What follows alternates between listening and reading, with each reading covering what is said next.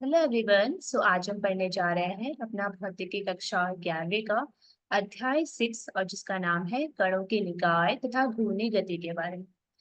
इससे पहले आपने जितने भी चैप्टर पढ़े हैं उसमें आपने क्या पढ़ा है, उसमें आप पार्टिकल्स के बारे में पढ़ते थे कि पार्टिकल्स यानी कि कोई कण है। हमारे पास कोई भी कण किस तरह से बिहेव करता है, किस तरह से उसके चारों साइंस है, वो सब हमने इससे पहले वाले चैप्टर में स्टडी किया था। लेकिन इस चैप्टर में हम एक पार्टिकल, एक सिंगल पार्टिकल के बारे में ना पढ़ के हम एक सिस्टम ऑफ पार्टिकल्स के बारे में पढ़ेंगे। हम ये जानेंगे सिस्टम ऑफ पार्टिकल्स यानी कि कणों का एक निकाय। निकाय का मतलब होगा कि वहां पर कोई एक पार्टिकल नहीं होगा बल्कि वो बहुत सारे पार्टिकल से मिलकर बना होगा। तो उसके बारे में हम इस चैप्टर में पढ़ेंगे और उससे जुड़े हुए हम और सारे पहलुओं को समझेंगे। यानी हम ये जानेंगे कि एक निकाय जो होता है जिसके अंदर बहुत सारे पार्टिकल्स है, वो किस तरह से गति करता है। और जब वो गति करता है तो उसके अंदर किस तरह से उसका द्रव्यमान केंद्र होता है, वो सब हम इसमें पढ़ेंगे। हम आज के इस लेक्चर में हम ये जानेंगे कि एक आदर्श दृढ़ पिंड यानी आइडल रिजिड बॉडी क्या होती है और इसमें किस तरह की गति होती है। स्पेसिफिकली हम इस चैप्टर में पढ़ने जा रहे हैं परिमित पिंडों की गति के बारे में और कणों के निकाय के बारे में, उनके द्रव्यमान केंद्र और वो द्रव्यमान केंद्र की गति किस तरह से होती है ये हम पढ़ेंगे। और साथ साथ हमने इसके अलावा भी हम बहुत सारी चीजें पढ़ेंगे। सो स्टार्ट करते हैं। सबसे पहले कि आदर्श दृढ़ पिंड यानी कि आइडल रिजिड बॉडी क्या होती है। बॉडी यानी कि हम कोई भी ऑब्जेक्ट ले लेते हैं। मान सपोज करते हैं हमारे पास एक बॉल है। अब जब हम बॉल है, अगर हमारे पास रबड़ की बॉल है तो हम उसको जब प्रेस करते हैं, हम उसको दबाया हमने, दबाने पर हम क्या कर सकते हैं कि हम ये कहते हैं कि बहुत सारे ऑब्जेक्ट ऐसे होते हैं जिन पर जब हम फोर्स लगाते हैं, जो हम बल लगाते हैं, तो कुछ ना कुछ मात्रा में उसकी जो उसका जो आकार होता है, उसका जो साइज होता है, जो उसकी शेप होती है, उसमें चेंजेस आने लग जाता है।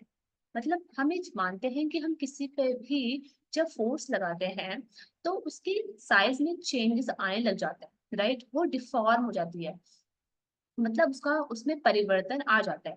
लेकिन यहाँ पर हम जिस पिंड के बारे में बात कर रहे हैं जो कि एक आदर्श दृढ़ पिंड है। दृढ़ यानी कि इसके नाम से पता चल रहा है, दृढ़ यानी रिजिड।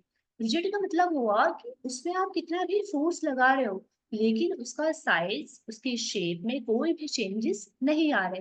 यानी कि वो जो परिवर्तन है उसका बहुत ज्यादा अपोज करती है ये वाला पिंड, और अपने परिवर्तन का विरोध करते हुए ये अपने परिवर्तन बिल्कुल भी होने नहीं देती है। तो आदर्श, ये ऑफ कोर्स ये आदर्श होगा। आदर्श क्यों कहा गया आइडल, क्योंकि आइडल कोई भी चीज, इसका मतलब ये हुआ कि ये हमें रियल लाइफ में नहीं दिखाई देता है। रियल लाइफ में हम कोई भी ऑब्जेक्ट ले ले, कुछ ना कुछ डिफॉर्मेशन उसकी साइज, उसके शेप में होगा ही होगा, है ना। तो ये एक आदर्श होता है, एक आइडल है ये पिंड, रियल में हमें नहीं दिखाई देता है। लेकिन आदर्श जी पिंड को अगर हम साइंटिफिक लैंग्वेज में कहें तो हम कह सकते हैं कि एक ऐसा पिंड जिसकी एक सुनिश्चित व अपरिवर्तनीय आकृति होती है। उसका जो साइज होगा वो एक फिक्स साइज होगा और वो अपरिवर्तनीय यानी चेंजेस उसमें नहीं पॉसिबल हो पाएगा।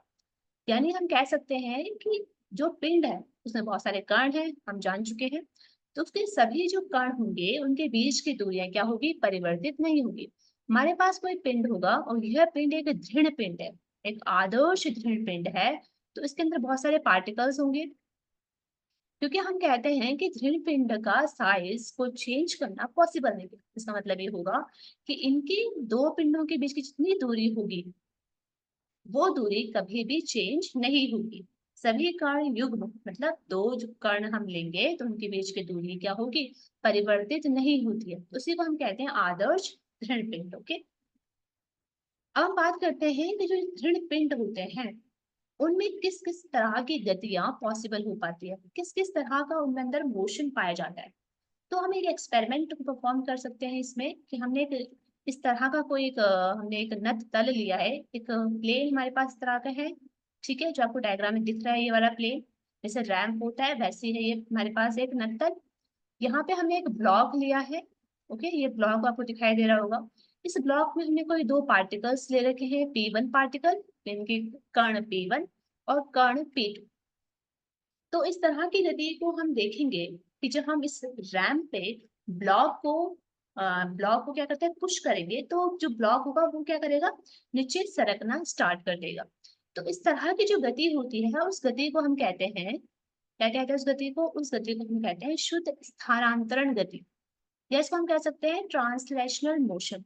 स्थानांतरण गति इसके नाम से पता चल रहा है कि एक ऐसी गति जिसमें एक ऑब्जेक्ट जो होगा वो एक जगह से दूसरी जगह में चलना चाहिए। इस गति से हमारा मतलब होगा कि जो ऑब्जेक्ट है जिस पे हमें फोर्स करके हमने उसे मोशन में लाया है, वो जो ऑब्जेक्ट होगा वो अपनी जो उसकी पोजीशन होगी उस पोजीशन में उसके अंदर चेंजेस आ जाएगा। पहले वो मान लो यहाँ पर था, पुश करने पर वो यहाँ पहुंच रहा है, तो इसका मतलब उसके अंदर ट्रांसलेशनल मोशन हुआ है, एक शुद्ध स्थानांतरण गति वहां पर हुई है। इस प्रकार की गति में क्या होता है कि किसी भी क्षण सभी कण जो होंगे वो समान वेग से चलते हैं। तो ये हमें ध्यान रखना है यहाँ पॉइंट कि इसमें अंदर जितने भी पार्टिकल्स होंगे उनकी वेलोसिटी, उनका वेग समान रहेगा। ठीक है, ऐसा नहीं होगा कोई कण दूसरे वेलोसिटी से चल रहा है, कोई दूसरी वेलोसिटी से चल रहा है, नहीं। ओके, तो हम कह सकते हैं कि शुद्ध स्थानांतरण गति में किसी क्षण विशेष पर पिंड का प्रत्येक कण समान वेग से चलता है। पहली गति हो गई हमारी शुद्ध स्थानांतरण गति। अब हम दूसरे एक्सपेरिमेंट को परफॉर्म करते हैं। इस बार हम क्या करते हैं, इस नक तल पर एक ऑब्जेक्ट लेते हैं जो ब्लॉक ना होकर के कुछ राउंड शेप का है। सपोज करते हैं हमारे पास ये बॉल है, हमने बॉल ली और बॉल को हमने इसके अंदर लुढ़का दिया, लुढ़काया हमने बॉल को। तो इस प्रकार की गति में आप देखेंगे कि बॉल जो होगी, मान लो बॉल यहाँ पर थी, लुढ़क करके बॉल यहाँ पर आ जाएगी। तो मतलब स्थानांतरण गति तो हो रही है वहां पे, लेकिन आप देखोगे कि यहाँ पर कुछ और भी हो रहा है। ओके, ऑफ कोर्स आप देखोगे इसमें जिस तरह से ब्लॉक की गति होगी और एक तरह से बॉल की गति जो होगी, उन दोनों में कुछ डिफरेंस आपको पता चलेगा। वो डिफरेंस क्या होगा? वो डिफरेंस ये होगा कि वहां पर जो पार्टिकल्स थे स्थानांतरण गति में जो कि समान वेग से चल रहे थे, यहाँ पर जो पार्टिकल्स होंगे उसको आप एज्यूम करना। मान लो एक पार्टिकल इसके यहाँ पर है, बिल्कुल टॉप नीचे P3 पार्टिकल है, एक पार्टिकल P4 है, एक P1 एंड P2 पार्टिकल है।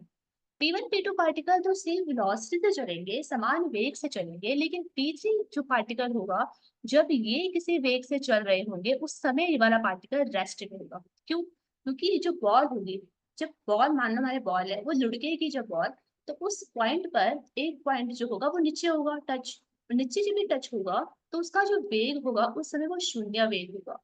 शून्य वेग होगा इस समय ऊपर वाले का वेग कुछ ना कुछ होगा, उसका कुछ ना कुछ मैग्नीट्यूड होगा उस वेग का। तो हम कह सकते हैं कि इस वाले केस में जो हमारे पास कण है वो समान वेग से नहीं चल रहे। ठीक है, तो यहाँ पर क्या हो गया, समान वेग से नहीं चल रहे, वो इनकी पोजीशन चेंज हो रही है, स्थानांतरण गति हो रही है, लेकिन स्थानांतरण गति के साथ साथ यहाँ पर कुछ और भी हो रहा है। तो कुछ और क्या हो रहा है? तो उस गति का नाम जो होता है वो होता है घूर्णी गति, यानी कि रोटेशनल मोशन। आप देखेंगे यहाँ पर जो बॉल होती है, जो ऐसी हमारे पास बॉल होती है इस एक्सपेरिमेंट में, वो यहाँ पर स्थानांतरण गति तो कर रही है, लेकिन साथ ही साथ वहां पर घूर्णी गति भी हो रही है। घूर्णी गति का मतलब होता है कि कोई भी जो ऑब्जेक्ट है वो किसी अक्ष के परितः जो है घूम रहा होगा। क्या करता है? वो घूम रहा होता है, उसे ही हम घूर्णी गति कहते हैं। और जिस स्थिर अक्ष के प्रतः वो घूम रहा होता है उसे हम कहते हैं घूर्णन अक्ष। ठीक है, तो इस चैप्टर में बेसिकली हम जो पढ़ेंगे वो हम घूर्णी गति के बारे में पढ़ेंगे। चैप्टर का नाम भी है रोटेशनल मोशन। तो हमने पढ़ा कि जो एक दृढ़ पिंड होता है उसमें एक तो स्थानांतरण गति होती है, दूसरी रोटेशनल मोशन होता है, और तीसरा हम पढ़ेंगे कि वहां पर स्थानांतरण प्लस रोटेशनल मोशन दोनों साथ में भी होते हैं।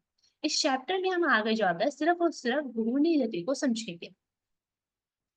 हम और ज्यादा घूर्णी गति को समझते हैं कि घूर्णन जो होता है, जो भी रोटेशनल होता है, रोटेशन मतलब घूमना, कोई चीज घूम रही है उसको ही हम कहते हैं घूर्णन। तो घूर्णन दो टाइप के होते हैं। पहला घूर्णन होता है किसी अक्ष के परितः। अक्ष यानी कोई एक्सिस हमने लिया, जैसे एग्जाम्पल के लिए हम बोल सकते हैं पंखा।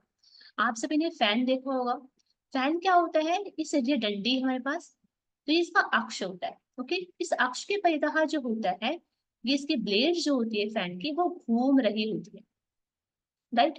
छत का पंखा इसका एग्जाम्पल होगा। दूसरा होगा कुम्हार का जो चाक होता है, इसका ये अक्ष होगा, उस इस अक्ष के परितः जो है वो घूर्णन करता है। तो ये क्या है? ये किसी अक्ष के परितः घूर्णन का एग्जाम्पल होगा।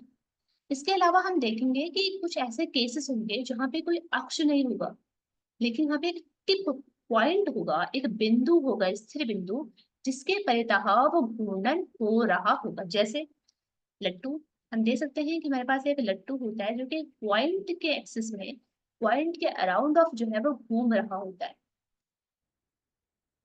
दूसरा एग्जाम्पल हम दे सकते हैं टेबल फैन का। टेबल फैन में भी एक पॉइंट होता है, उस पॉइंट के अराउंड ऑफ ये जो है, ये पंखुड़ियां जो होती है वो घूर्णन कर रही होती है। तो इस तरह से हमने समझा कि एक दृढ़ पिंड की गति जो शुद्ध स्थानांतरणीय होती है, इसको हम और समझ सकते हैं इससे। एग्जाम्पल लेते हैं, हमारे पास एक इस तरह का कुछ पोर्ट है, इसको ये पहले इस पोजीशन में था, उसके बाद ये यहाँ पर आया, बिल्कुल सीधे सीधे, उसके बाद ये यहाँ पर आया। तो हम देख सकते हैं कि यहाँ पर जो पार्टिकल्स है वो समान वेग से चलेंगे और उनकी जो गति, उनकी जो पोजीशन है वो चेंज हो रही है। तो ये बिल्कुल शुद्ध स्थानांतरणीय गति है। लेकिन दूसरी तरफ हम देखेंगे कि यहाँ पर जो हो उसकी पोजीशन चेंज हो रही है, यहाँ से यहाँ गया, फिर यहाँ से यहाँ गया, यहाँ पर पोजीशन जो है वो चेंज हो रही है। लेकिन साथ ही साथ में आप देखेंगे यहाँ पर जो पार्टिकल्स होंगे उनका आप मोशन दे सकते हैं, ये घूर्णन भी कर रहा है साथ साथ। पहले ये सीधा था, उसमें थोड़ा मुड़ा, उसमें और मुड़ गया। इसका मतलब यहाँ पर जो गति हो रही है वो स्थानांतरण गति प्लस यहाँ पे घूर्णी गति हो रही है। यहाँ पे हमारे पास दोनों प्रकार की गति जो है वो पाई जाती है। पहला केस है जो कि शुद्ध स्थानांतरीय गति का एग्जाम्पल है, और दूसरा जो केस है वो स्थानांतरीय गति प्लस घूर्णी गति दोनों प्रकार का संयोजन का एग्जाम्पल है। तो हम कह सकते हैं कि कोई भी दृढ़ पिंड होगा तो उसमें तीन तरह की गति होगी, शुद्ध स्थानांतरण गति, स्थानांतरण गति एवं घूर्णी गति का संयोजन या फिर घूर्णी गति। ठीक है, एक ऐसा दृढ़ पिंड की गति जो ज्यादा चूल पर टिका हो या किसी न किसी रूप से स्थिर हो उसे हम घूर्णी गति कहते हैं, यानी कि रोटेशनल मोशन हम उसे कहते हैं। तो हमने समझा कि घूर्णन जो होता है वो किसी भी अक्ष के परितः हो सकता है, ऐसा अक्ष जो बिल्कुल स्थिर होगा, जैसे छत का पंखा। फिर हमने समझा कि ऐसे अक्ष के परितः भी घूर्णन हो सकता है जो स्वयं घूम रहा होगा, जैसे इधर से उधर घूमता हुआ मेज वाला पंखा। इस चैप्टर में हम जिस तरह के हमने बात करी है कि हम इस चैप्टर में घूर्णन गति के बारे में पढ़ेंगे, लेकिन इन दोनों में से जिस घूर्णन के बारे में हम पढ़ेंगे वो घूर्णन होगा एक अक्ष के परितः घूर्णन जो अक्ष स्थिर होगा। इस चैप्टर में स्पेसिफिकली इस वाले घूर्णन के बारे में बात करेंगे। आज के लिए इतना ही। तो हम रिव्यू देख लेते हैं। हमने पढ़ा कि एक दृढ़ पिंड क्या होता है। दृढ़ पिंड वो होगा जिसमें उसके कणों जो होंगे, कण के युग्म जो होंगे, सभी कण के युग्म, उनके बीच में जो परिवर्तन नहीं होगा, उनके बीच में दूरियां जो होगी वो निश्चित रहेगी।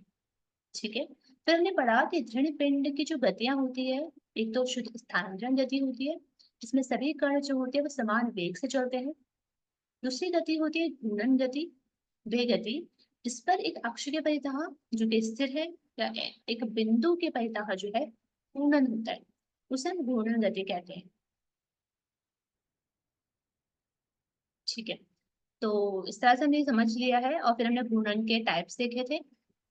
इससे नेक्स्ट वाले लेक्चर में हम जानेंगे द्रव्यमान केंद्र के बारे में। ठीक है, तो इस वाले लेक्चर में इतना ही, तब तक के लिए थैंक यू।